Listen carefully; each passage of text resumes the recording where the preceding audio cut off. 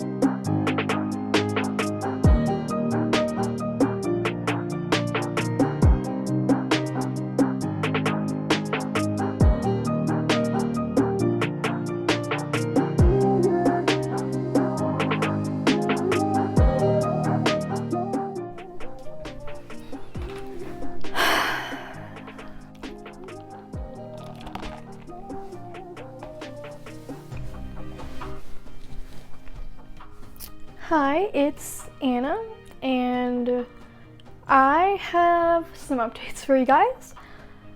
So I just kind of wanted to sit down, and I feel that it's been a little while since the last update. It was a few weeks ago, I do believe, and the least I can do for you guys is give you a little update on Anna and everything that's going on, because this has just been complete chaos. So I think it's pretty safe to say at this point that 2020 hasn't been a good year for anyone. It really just hasn't, and everything that's gone on with Anna, I've expressed on my channel in multiple videos when Anna started to get really sick. But I guess I haven't really sat down and told you guys the full story because I didn't really think I was ready, but I guess I am now. Because after everything that's happened, I just want to provide a bit more clarity and some updates and everything like that. So I do believe it was about a year ago or so, back in summer of 2019, and we just kind of realized Anna wasn't doing so well. So we were just kind of keeping an eye on her for a while, and I'd say it was probably around last fall, somewhere around there, when we took her to the vet for the first time. Not the first time in her entire life, but the first time after she had gotten really sick. So she was pretty sick. We decided to take her in last fall of 2019 or somewhere around there, because I don't believe she was peeing blood at this point, but she was just not looking good. And I think the vets just put her on some antibiotics or something, and they just sent us home. They said to keep an eye on her, and she gained like all of her weight back. She was doing fine, and she just seemed to be doing really good. So I kind of thought that was it. I thought it was just kind of a one visit antibiotic type thing, just some sort of infection that they could just easily treat. But it really wasn't, because it ended up coming back a couple more times, and I'd say it was more around spring, winter, late winter, spring of 2020. So like somewhere around March, April of 2020, when we had to take her in a few more times, because at that point she started peeing blood. So we just decided to kind of take her in just to make sure it wasn't really anything, and I just thought it was some sort of infection that had just come back, and she was all of a sudden peeing blood. So the vets thought it was some kind of urinary tract infection. So again, we went ahead and treated her for that, and they gave us antibiotics and everything, and we were all set, and she made some sort of miraculous recovery again. So I just thought it was another infection, and then it came back a couple more times, maybe even 2 or 3 more times. So we took her back a couple more times. Same thing, they treated it. They said they couldn't really do anything. And then after that was when I started to get really concerned. So I think that leads us up to like last fall of 2020, when she started peeing blood again. So I was kind of like, okay, she's been pretty sick for like the past year or so. So I think it's time we actually get to the bottom of this and kind of try to find an answer. So we were just kind of keeping an eye on her for a while, and she seemed to not be peeing blood anymore, or anything like that, so we thought we didn't have to take her in. We thought she just fought off an infection on her own or something, or it was just something completely different that just sort of went away. But then that leads us up to our most recent struggles with her that I have put on my channel, because everything before that was before my YouTube channel, so I didn't even like have a channel or anything. But then I put this video out because she really wasn't looking good, and we just thought that was kind of it. Like, the vets weren't going to be able to do anything, weren't going to be able to solve anything, weren't going to be able to find anything. We just thought there's nothing we can do, and that was really, really sad for me. So we took her back in, and I was like absolutely thinking the worst, because we had taken her in so many times and she had had so many episodes with her peeing blood and everything, and I was just so like exhausted. Just I wanted an answer. I wanted to know what was going on with her, and I wanted her to get better. So we took her in, and that's what the vets did. We just kind of said like, hey, we don't think it's an infection anymore. And I was actually kind of chilling on Kaylee's live stream while we were waiting in the car, because the past few times we've had to take her, every time we've taken her during coronavirus, we've had to obviously stay in the car because the vet clinics aren't 100% open. So you have to stay in the car, and then they come and take the animal. And yeah, that's just how it works nowadays. So they did that, and they took her. And again, I was just chilling on Kaylee's live stream, trying to get the stress off of my mind, trying not to think about it too much. And they came back out and said she had bladder stones and everything. So they had to remove the bladder stones, not surgically, they just kind of went in there and removed them. But they said her recovery might be a little rough, and they gave us some antibiotics and everything and sent us home again. But the one thing that stood out to me most at that vet visit, the most recent vet visit we took her, was that they said like, after this, there's not really anything we can do. This is just kind of to keep her comfortable, because they said either we try and remove the bladder stones or there's not really anything we can do. So we went ahead and literally did everything we could. We spent a lot of money at the vets, and they removed the bladder stones. They said it would make her comfortable. She's definitely been, well, they said it would make her more comfortable for the time she has left with us, and then besides that, they just said to keep her comfortable as much as possible. But they said like after that, there's really nothing else they can do. Surgery is not an option or anything like that. So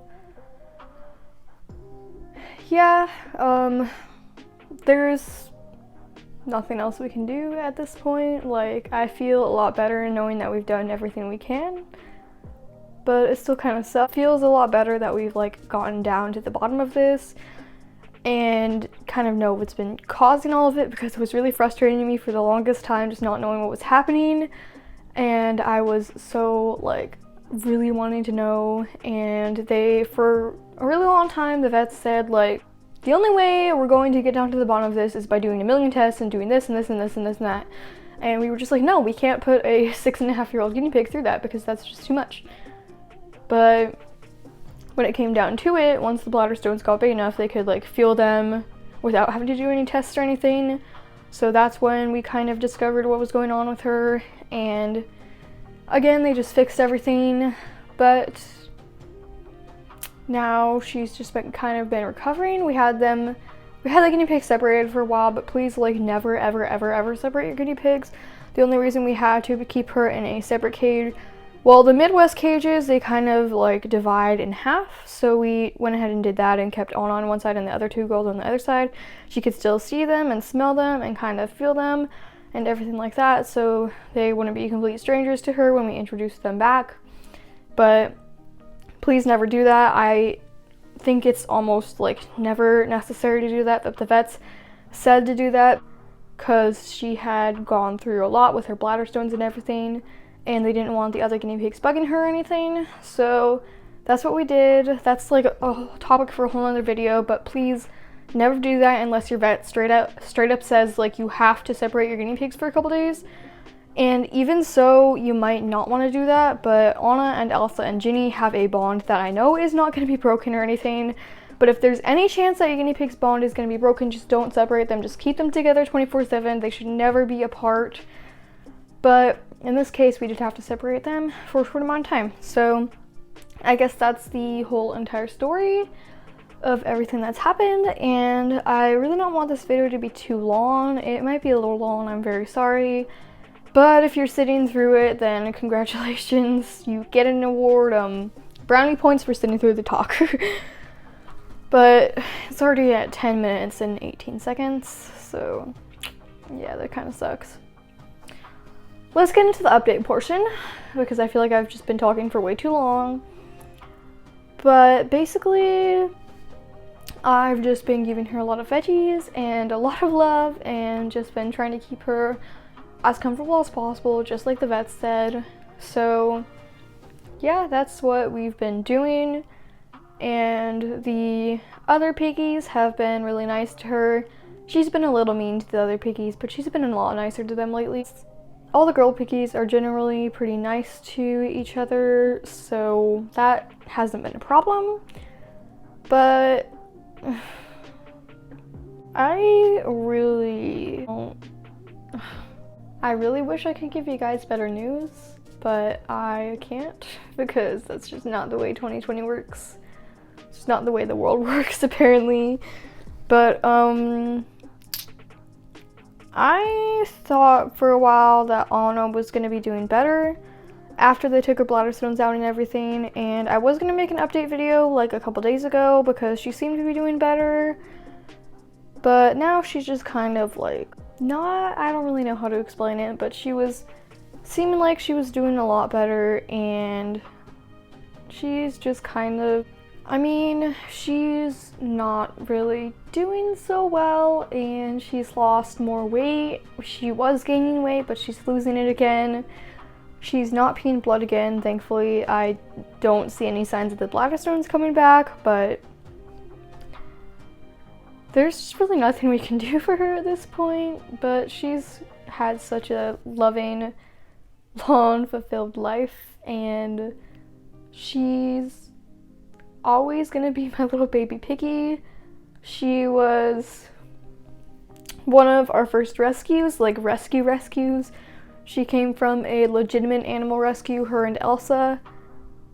I guess it's just kind of like, I don't know, it's really hard because they were like the first pigs of the 5, so they kind of like started everything for me because that was when I was first getting into guinea pigs, and the moment we brought those 2 piggies home, it was just, that was it. I'm obsessed with guinea pigs now, and I watch YouTube videos on them every day. I care for them like they're my little children every day. I literally spend 2 hours of my day cleaning their cages when I could be doing other fun stuff that, I don't know, normal kids would be doing at like 11 o'clock p.m., like sleeping. But I don't, because I love them so much, and I want to make sure their cages are clean, and their veggies are fresh, and their hay is fresh, and they have pellets, and they have food, and they are such a huge commitment. They live for so long, and you get so attached to them, and they're such amazing creatures, really, because guinea pigs are just awesome, and I love them so much. Without getting the piggies, I don't know if I would be interested in any of our other pets, like Franklin, because after we got the piggies, I was kind of like, oh, rodents are cool. I started doing more research into hamsters, and then I decided I want another hamster, so we got Franklin, and now I have Franklin, and then everything just kind of like spiraled into this craziness we have now, and I don't know if that would be possible without the guinea pigs, because I mean, we'd probably still have a lot of pets without the guinea pigs, but we just wouldn't have guinea pigs, and I can't imagine not having them because I just love waking up to their little weeks in the morning and then giving them their vegetables at night and snuggling with them and giving floor time, and I don't know what kind of pet I would want without them, because they're just such special little creatures, and I love the way they do everything. I love the way they eat, I love the way they munch, I love the way they run around, I love the way they popcorn. I just have a love and a passion and obsession for guinea pigs, and I honestly just always want to have guinea pigs because I don't know what I would ever do without waking up to those weeks in the morning, and that's just it. Like, I love guinea pigs, and I have for 6 or 7 years, because even when I was like a little kid in like elementary school, I would still go to the library and grab all the books I could find about guinea pigs, and I'd look at all the information in the books, and people thought I was crazy and they thought guinea pigs were weird, but I liked it, and I have just always been like that. I've always been an animal nerd, I've always been an animal girl, and guinea pigs are just another animal for me to live on, so why would I not have them? Why would I not love them? But this is like the hardest part about owning them, because they're so prone to different illnesses and they get old, they don't live forever, no animal lives forever, and that sucks about animals because you're not gonna have a guinea pig for 15 years, even though you can have them for a good 8 to 10 years. They're not gonna live as long as a dog, they're not gonna live as long as a tortoise, but you still have so much time to love them and get attached to them, and I feel a lot better knowing that she's had all the care possible. We've literally done everything we could. We've spent more money than we ever wanted to on guinea pig vet bills, but we did it for her, and she just hasn't been showing improvements lately, and that sucks, and I'm sorry.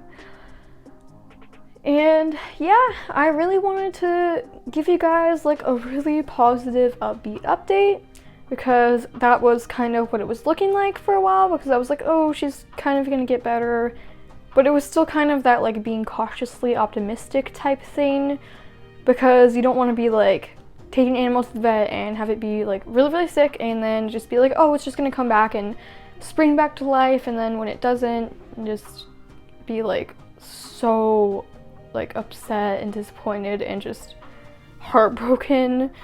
So I kind of like was hoping for the best but still preparing for the worst, and I guess this isn't the worst outcome quite yet, but basically we're just gonna keep her comfortable for the rest of the time that we have her.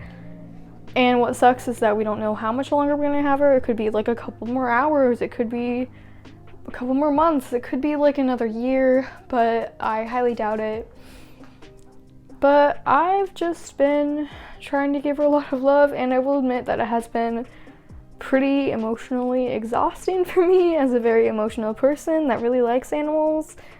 I'm usually not a very sensitive person, like when it comes to stuff, especially when it comes to like, I don't know, life in general. I usually just kind of get through it, and even when it comes to like my YouTube comments, if anyone was ever like mean or rude or like self-advertising in my comments, I don't get offended easily, everything like that. But when it comes to animals, I'm just so incredibly sensitive, like you won't believe.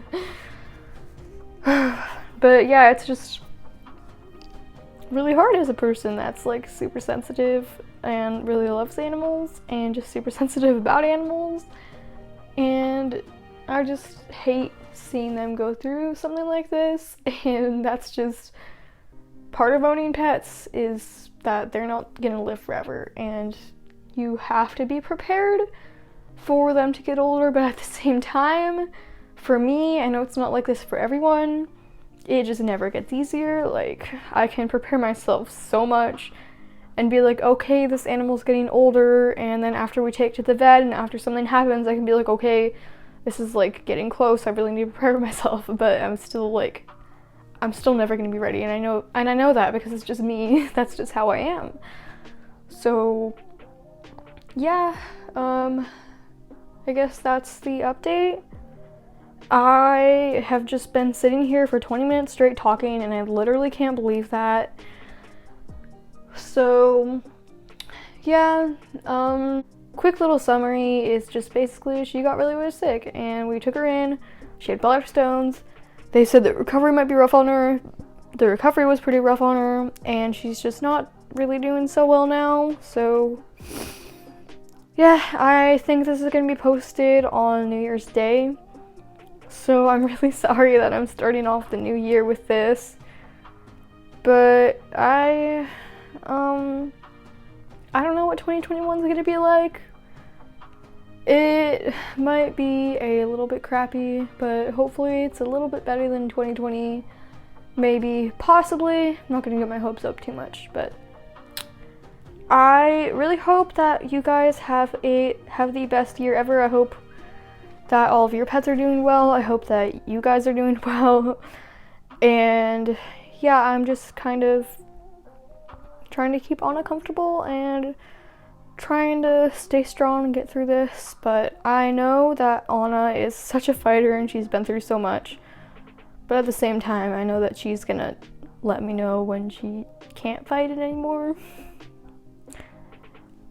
And at that point, it just wouldn't be fair to just be like, oh, we can put her on medications and everything. So yeah, she's